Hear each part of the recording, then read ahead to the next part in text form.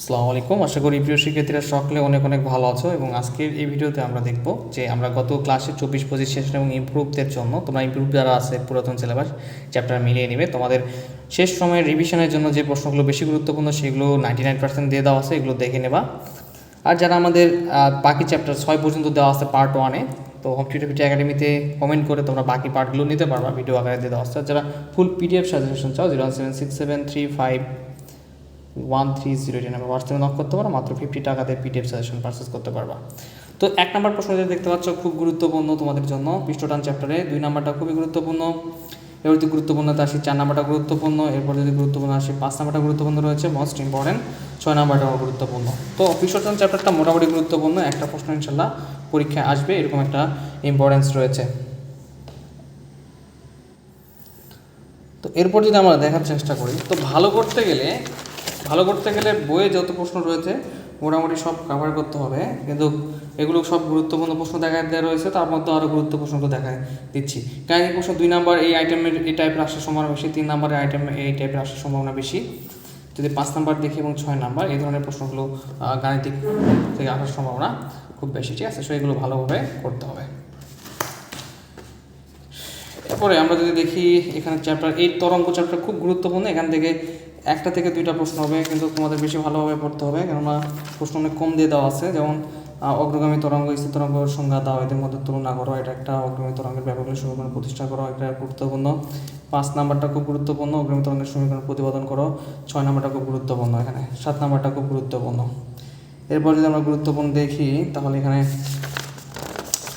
আরও গুরুত্বপূর্ণ নেই। গাণিতিক সমস্যাগুলি যদি দেখি, আমরা গাণিতিক সমস্যাগুলো বলতে 1 নাম্বারটা গুরুত্বপূর্ণ রয়েছে।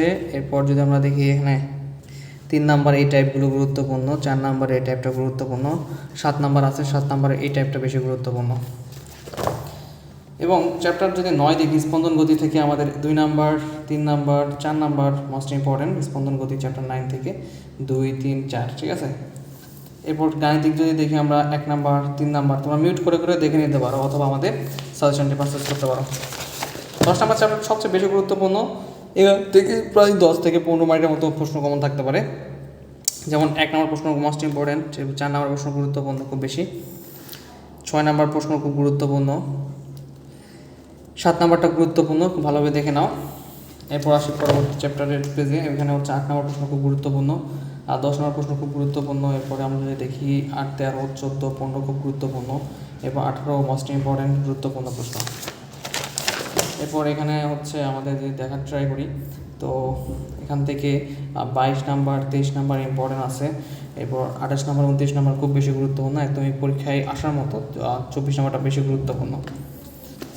ওকে, এখান থেকে তোমাদের যে গাণিতিক সমস্যাগুলো এগুলো সবগুলো দেখলে ইনশাল্লাহ ভালো মার্কস কমন আসবে, বাট শুধু ইম্পর্টেন্টগুলো দেখলে দেখা যাবে যে 5 মার্ক ইনশাল্লাহ কমন থাকবে। বা গাণিতিক সমস্যাগুলির মধ্যে 1 নাম্বার এ আইটেম বা এই ধরনের আসতে পারে, 5 নাম্বার এইটা আইটেমের আসতে পারে, 6 নাম্বার আইটেমের মধ্যে আসতে পারে, বুঝতে পারছো? এবং 9 নাম্বার ধরনটা দেখতে পারো, 9 নাম্বার ধরন আসতে পারে, 10 নাম্বার ধরন বা 11 নাম্বার এই টাইপ প্রশ্নগুলো আসতে পারে। তো আজকে এই পর্যন্তই। যেহেতু নতুন সিলেবাসে 10টা চ্যাপ্টারই রয়েছে, পুরনো সিলেবাসের চ্যাপ্টার রয়েছে কতগুলো? চ্যাপ্টার রয়েছে প্রায় 14টা। তো তোমাদের 11 থেকে 14 প্রশ্ন দেখে দেওয়া হয়েছে, সেই প্রশ্নগুলো দেখে নেবে। আর হচ্ছে নতুন সিলেবাসে যারা এই প্রশ্নগুলো পড়বে ইনশাল্লাহ ভালো হবে পরীক্ষা। তো সবার জন্য শুভকামনা রইল এবং কমেন্ট করে ফেলো আর কী কী প্রয়োজন তোমাদের। আসসালামু আলাইকুম।